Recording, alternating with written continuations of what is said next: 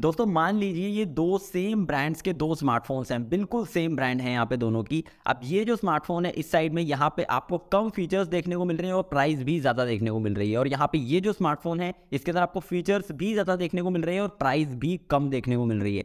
तो आप दोनों में से कौन सा स्मार्टफोन खरीदना पसंद करोगे, कमेंट सेक्शन में यहाँ पे ज़रूर से बताना। अब अगर आप अंबानी की औलाद हो तो आपको कोई भी फर्क नहीं पड़ेगा, आप आंख बंद करके कोई भी यहाँ पे खरीद सकते हो। पसंद नहीं आएगा तो फिर अगले महीने चेंज कर लोगे तो कोई दिक्कत नहीं होगी। लेकिन अगर आप हो एक भाई कंज्यूमर जो कि मिडिल क्लास फैमिली से आता है, या फिर मेरी तरह हो यहाँ पे अपने पैसे बचा के एक स्मार्टफोन के ऊपर यहाँ पे इन्वेस्ट कर रहा है और उसे चाहिए कि जब मैं एक बार स्मार्टफोन खरीदूं तो कम से कम भी वो अगले 2 या फिर 3 साल तक यहाँ पे मेरा साथ दे और मेरे को बेस्ट इन क्लास वहाँ पे फीचर्स देखने को मिले, तो वो एक अलग बात हो जाती है। अब आप में से बहुत सारे लोग यहाँ पे सोच रहे हो कि भाई जो वीडियो है वो तो Vivo T2 5G के ऊपर है, ये क्या फालतू की बकवास हमारे साथ यहाँ पे कर रहा है। देखिए मैं आपको बता देता हूँ, ये जो स्मार्टफोन है Vivo का नया Vivo T2 5G, ये सेम यहाँ पे रीब्रांड है एक तरीके से जो iQOO का Z7 है, जो कि कुछ ही टाइम पहले इंडियन मार्केट में यहाँ पे लॉन्च हुआ है। हाँ, रीब्रांड जरूर है लेकिन उससे यहाँ पे कुछ फीचर्स भी डाउनग्रेड कर दिए गए हैं और प्राइसिंग भी यहाँ पे 1000 से बढ़ा दी गई है।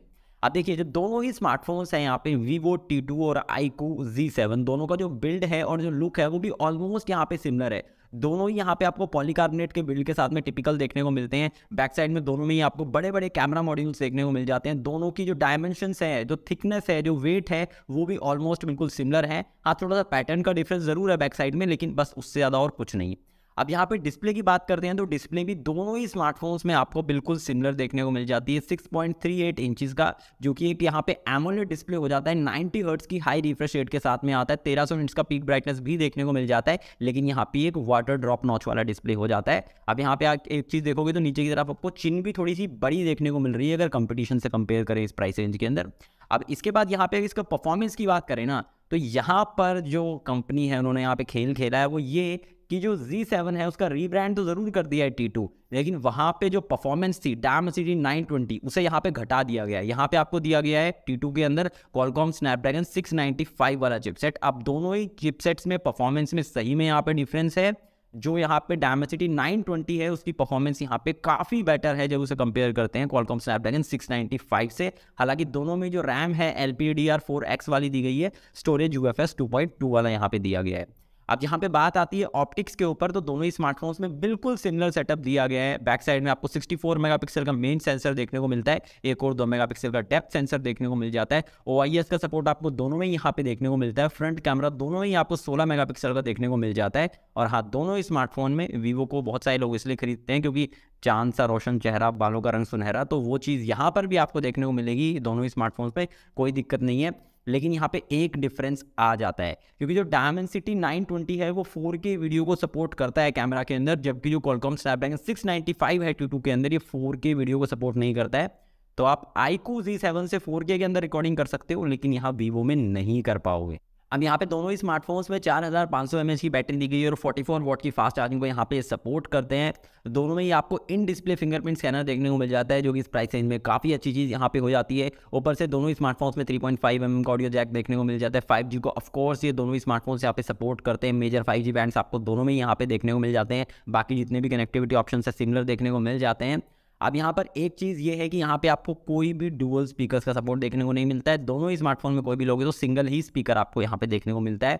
अब यहाँ पे जो मेन डिफरेंस आता है वो एक और बड़ा डिफरेंस आ जाता है कि देखिए दोनों ही जो है out of the box Android 13 के साथ में आते हैं। फ्रंट टच OS यहाँ पे 13 का सपोर्ट देखने को मिलता है आउट ऑफ द बॉक्स। लेकिन जो Vivo है उसने T2 के अंदर कोई भी भरोसा नहीं दिया है, प्रॉमिस नहीं दिया है कि वहाँ पे एंड्रॉयड 14 देखने को मिलेगा या नहीं मिलेगा 13 के बाद, या फिर 15 भी देखने को मिलेगा या फिर नहीं मिलेगा। जबकि यहाँ पर अगर iQOO Z7 की बात की जाए तो कंपनी ने ऑलरेडी प्रॉमिस कर रखा है 2 साल तक की एंड्रॉयड ऑपरेटिंग सिस्टम की अपग्रेड का, मतलब कि एंड्रॉयड 14 भी मिलेगा यहाँ पे और उसके बाद 15 भी देखने को मिलेगा। तो मतलब 2-3 साल तक तो सॉर्ट हो आप लेटेस्ट एंड्रॉयड ऑपरेटिंग सिस्टम पर यहाँ पे रहने वाले, कोई दिक्कत नहीं आएगी। तो अभी तक अगर आपने मेरी बातों को बिल्कुल ध्यान से सुना होगा तो आप डिसीजन ले चुकी होगी कि भाई आपको कौन सा स्मार्टफोन यहाँ पे खरीदना चाहिए। फिर भी आपकी थोड़ी सी हेल्प कर देता हूँ। मैंने वीडियो के शुरू में बोला था दोनों ही सेम ब्रांड्स के स्मार्टफोन, तो हाँ टेक्निकली देखा जाए तो दोनों ही सेम ब्रांड्स के स्मार्टफोन है। किस तरीके से आपको पता होगा कि iQOO भी भाई वीवो ही है, वीवो की ही सब ब्रांड है और अब तो इनका जो मर्जर है वो भी यहाँ पे हो चुका है। दोनों के जो सर्विस सेंटर्स हैं वो भी बिल्कुल सिमिलर यहाँ पे आपको देखने को मिलते हैं, पूरी सर्विस सेम है। ऑपरेटिंग सिस्टम आपको बिल्कुल सेम सा ही यहाँ पे देखने को मिल जाता है, दोनों में ही आपको Color OS Funtouch OS देखने को मिलता है, तो वहाँ पे भी आपको डिफरेंस देखने को नहीं मिलता है। हाँ, और आप एक बड़ी चीज़ यहाँ पे निकल कर आ जाती है कि स्मार्टफोन्स में डिफरेंस ज़रूर है। अब देखिए यहाँ पर अगर आप iQOO Z7 लेते हैं तो आपको क्या क्या एक्स्ट्रा फायदे देखने को मिले। एक तो आपको 1,000 रुपये कम प्राइस पे करना पड़ेगा। अगर आप 8 GB रैम 128 GB वाला वेरिएंट देखते हैं तो यहाँ पर जो iQOO Z7 है वो आपको 20,000 रुपये में देखने को मिल रहा है, जबकि जो वीवो का जो T2 5G है यहाँ पे वो 21,000 रुपये में देखने को मिल रहा है। कार्ड डिस्काउंट ऑफर्स आपको दोनों भी यहाँ पे देखने को मिल जाएंगे, तो वो एक अलग चीज़ हो जाती है।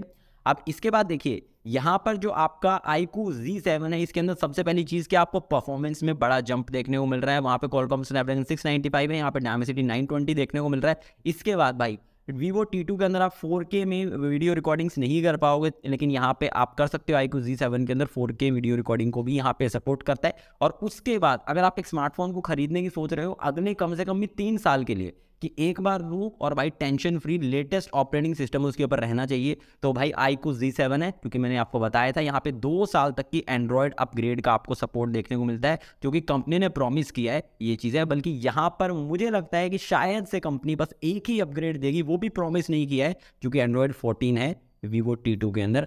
बाकी भाई आपका पैसा आपकी मर्जी है। और हाँ, एक चीज़ मैं आपको और बताता हूँ, आप ऐसे बहुत सारे लोग बोलेंगे लास्ट वीडियो में तो भाई iQOO Z7 के बारे में कुछ बोल रहा था। देखिए ऐसा नहीं है, इन दोनों ही स्मार्टफोन से बेटर स्पेसिफिकेशन वाले स्मार्टफोन इस प्राइस में अवेलेबल हैं अभी के टाइम पे। जो अल्टरनेटिव स्मार्टफोन्स हैं उनकी जो लिस्ट है वो भी मैं आपको डिस्क्रिप्शन में देने की कोशिश कर दूंगा, बाकी इनके भी लिंक्स वगैरह डिस्क्रिप्शन में देखने को मिल जाएंगे। तो दोस्तों इस वीडियो को लिए इतना ही। मुझे उम्मीद आपको वीडियो पसंद आई होगी। वीडियो पसंद आए तो वीडियो को लाइक जरूर से कर देना, और चैनल पर नहीं हो पहली बार आए तो भाई चैनल को सब्सक्राइब करके बेल आइकन को जरूर से दबा देना। और मैं मिलता हूँ हमेशा आपसे नेक्स्ट वीडियो में, तक के लिए बाय एंड टेक केयर।